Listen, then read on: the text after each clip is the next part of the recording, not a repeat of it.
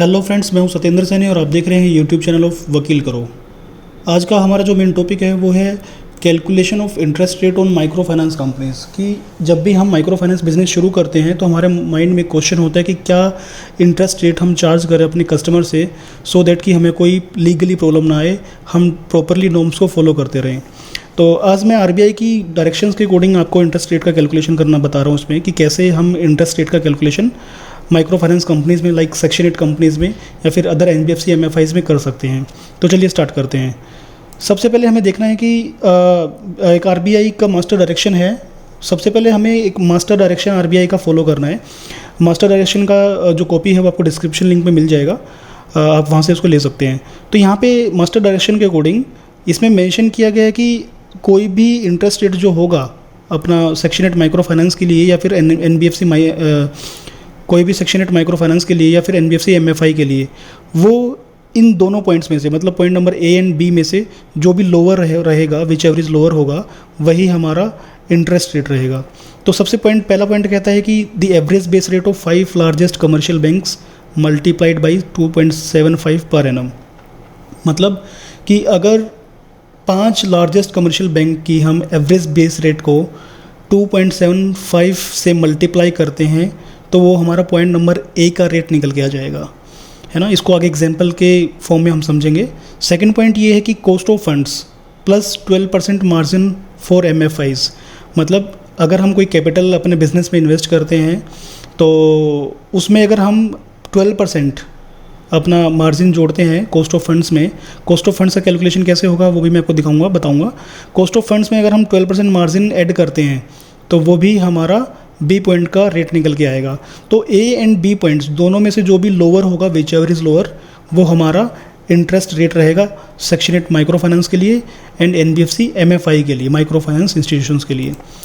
तो सबसे पहले बात करते हैं हम एवरेज बेस रेट की। ए पॉइंट में जो एवरेज बेस रेट है उसका मतलब क्या है। देखिए, एवरेज बेस रेट का मतलब ये है कि 5 लार्जेस्ट कमर्शियल बैंक्स का हमें एवरेज निकालना है।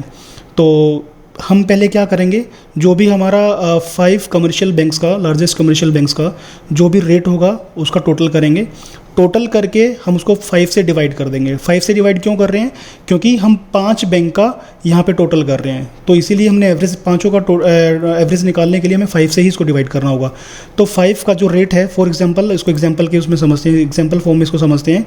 लाइक एसबीआई ऑफर कर रहा है rate of interest 8%, PNB offer कर रहा है 9%, आईडीबीआई ऑफर कर रहा है 8.75%, बीओआई का रेट है 8.5%, एचडीएफसी का जो रेट है वो है 9.25%। तो अगर हम इन सारे पाँचों रेट्स का टोटल करते हैं तो हमारा रेट का टोटल आता है 43.5।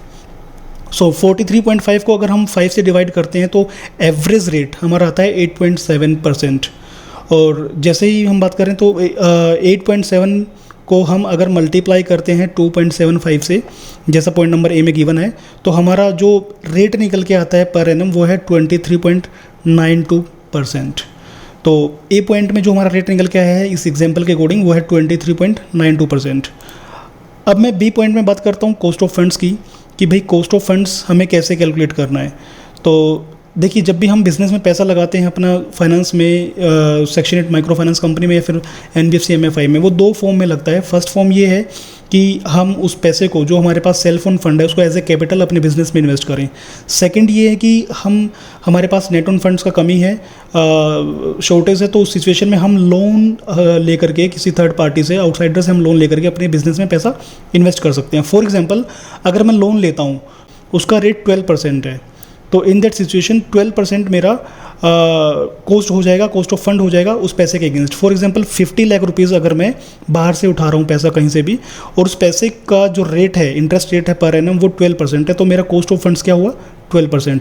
या फिर इसको दूसरे पॉइंट से समझते हैं कि अगर मेरे पास सेल फोन फंड है, नेट मतलब मेरा खुद का फंड है, तो इन दैट सिचुएशन मैं उस पैसे को कैपिटल के फॉर्म में बिजनेस में लगा रहा हूँ, तो अगर इस पैसे को 50 लाख रुपीज़ को मैं कहीं बाहर इसको इन्वेस्ट करता, लाइक म्यूचुअल फंड्स में इन्वेस्ट करता या फिर एफडी कराता या फिर अदर्स कहीं पैसा प्रॉपर्टी में वगैरह में मैं इन्वेस्ट करता इस पैसे को अदर फॉर्म में, तो मुझे क्या वहाँ पे रेट मिलता, रेट ऑफ रिटर्न मिलता, तो वो मेरा कॉस्ट ऑफ फंड्स बन जाएगा। एग्जाम्पल मैं मान लेके चल रहा हूँ कि 12% मेरा कॉस्ट ऑफ फंड होता, मैं अगर कहीं इस पैसे को बाहर इन्वेस्ट करता या फिर मैं कहीं इस पैसे को लोन में लेता, लोन की फॉर्म में कहीं से हायर करता इस पैसे को, तो मेरा 12% यहाँ पे कॉस्ट ऑफ फंड में मान के चल रहा हूँ। तो 12% में जैसे पॉइंट नंबर बी में गिवन है कि 12% आपको इसमें मार्जिन ऐड करना है, तो रेट निकल के आएगी बी पॉइंट के अकॉर्डिंग 24%। सो 24% अपना बी पॉइंट के अकॉर्डिंग इसमें रेट ऑफ इंटरेस्ट है। तो जैसे हमने डिस्कस किया था A and B, whichever is lower, दोनों में से जो भी कम होगा वो हमारा इंटरेस्ट रेट रहेगा। तो देखिए यहाँ पे एवरेज रेट मल्टीप्लाइड बाय 2.75 जो हमने कर दिया पहले से, that is 23.92%। And cost of fund plus margin, अगर हम बात करते हैं cost of fund plus margin की, जो मार्जिन हमारा है वो 12% है एमएफआई के केसेस में, एंड कॉस्ट ऑफ फंड्स जो हमने मान के चला अपने एग्जांपल में दैट इज़ 12%, तो यहाँ पे 24% आ रहा है। तो विच एवरेज लोअर, दोनों में से जो कम है दैट इज़ 23.92%। तो 23.92% is our MFI rate. Micro finance institutions का जो रेट रहेगा अपना वो 23.92% रहेगा। हालांकि ये जो रेट है ये पर एनम है बेसिकली, और ये रिड्यूसिंग बैलेंस मेथड के अकॉर्डिंग है। मतलब ये अब जो भी ईएमआई पेमेंट होता रहेगा, प्रिंसिपल अमाउंट लेस होता रहेगा, और उसके बाद जो भी बैलेंस बचेगा आउटस्टैंडिंग अमाउंट, उसके ऊपर ये कैलकुलेटिव रेट रहेगा।